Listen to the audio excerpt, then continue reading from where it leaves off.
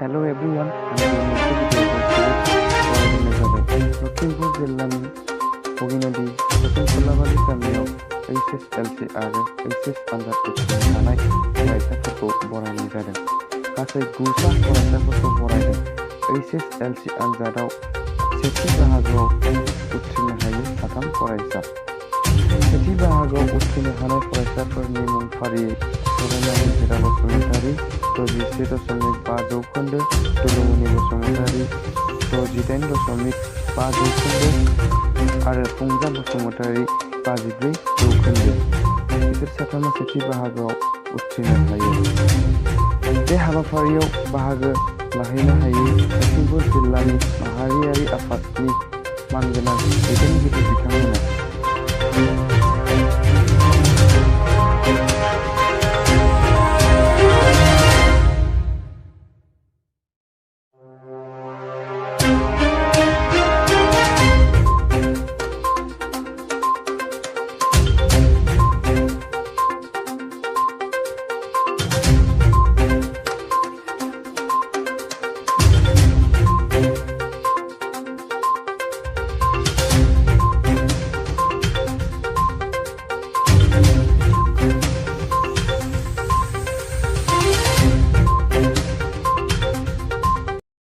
कुलाबली बर' गामिनि जि मेट्रिक आरो higher secondary फरायसाफोरखौ जि बरायनाय हाबाफारि, बे बरायनाय हाबाफारियाव आं बाहागो लानो मोननानै बा आलासि महरै बाहागो लानो मोननानै जोबोद गोजोननाय मोनदों। आरो बेवहाय गार्जेन आरो बेवहाय रायजो राजाफोर आरो फरायसाफोरनि जि जथाय बा ज' जानानै गोबां थुलुंगानि जि बाथ्राफोर, बे बाथ्राफोरखौ बेवहाय सावरायनाय जादों।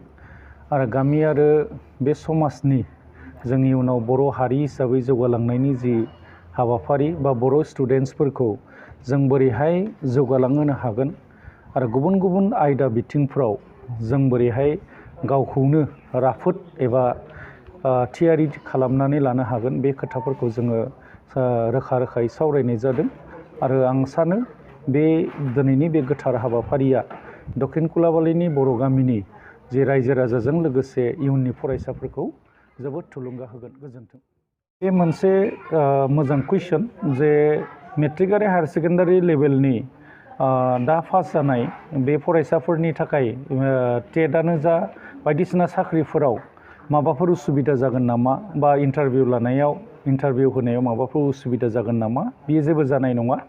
आरो बेवहाय जोङो दुलाराय बर' फरायसा आफाद आरो बे जोंनि आसु AJOYCP बायदिसिना अर्गेनाइजेसनफोर, गासै जोंनि माहारियारि अर्गेनाइजेसनफोरनि जि सरकारजों सावरायनाय, बे सावरायनायनि गेजेरजों क्ल'ज 6नि जि मोनसे बेवहाय होनो नागिरदोंमोन जे आसाम गभर्नमेन्टआ जे बेवहाय बुंनो नागिरदोंमोन जे बे मेट्रिक आरो हायार सेकेन्डारि लेभेलनि स्पेसियेलि हायार सेकेन्डारि लेभेलनि बे मार्कशिट एबा सार्टिफिकेटआ टेटनि थाखाय थिग जानाय नङा, बा इन्टारभिउ होफिननांगोन बा मोनसे एग्जाम होफिननांगोन। नाथाय बेखौ जोङो फोजोबनाय जाबाय। दा बेवहाय जेबो साननांगौ गैया। जायखिजाया बिथिङावनो बिथांमोना साख्रियानो जा जायखिजाया बिथिङाव इन्टारभिउ होनो हागोन आरो जायखिजाया साख्रिखौनो लानो हागोन। बेवहाय जेबो गोनो गोथो थानांगौनि बाथ्रा गैया आरो। गोजोन्थों। खुलुमबाय। आं मुस्रि कबिराम बसुमतारी, बगिनदी हालामनि दक्षिण कुलाबाली गामिनि आफादगिरि। दिनै जों 24 आगस्टआव देग्लाय 2021 मायथाइयाव मेट्रिक आनजाद आरो हायार सेकेन्डारि आनजादाव उथ्रिनो हानाय फरायसा फरायसुलिखौ गामि आफादनि जानानै जों बरायनाय हाबाफारि लादों। बे हाबाफारिखौ जों आवगायनिफ्रायनो लाबोगासिनो दं आरो जों देग्लायबो लादों। देग्लाय 9सा फरायसा फरायसुलि जोंनि दक्षिण कुलाबाली गामिनिफ्राय फार्स्ट डिभिजन आरो सेकेन्ड डिभिजनाव उथ्रिनो हादों। बेनि मादाव 3मा मेट्रिकआव फार्स्ट डिभिजन पास खालामनो हादों आरो गासै गुसानि 10 सेकेन्ड डिभिजनाव पास खालामनो हादों। बेबादि जाहाथे जोङो गुबुनफोराबो थुलुंगा मोनो बे नोजोरखौ बोनानै जों दिनै दक्षिण कुलाबालि गामिनि रायजो राजाया जोङो बे मेट्रिक आनजाद आरो हायार सेकेन्डारि आनजादाव उथ्रिनाय फरायसा फरायसुलिफोरखौ बहि खोलोम होनानै जोङो बरायदों आरो बिसोरनि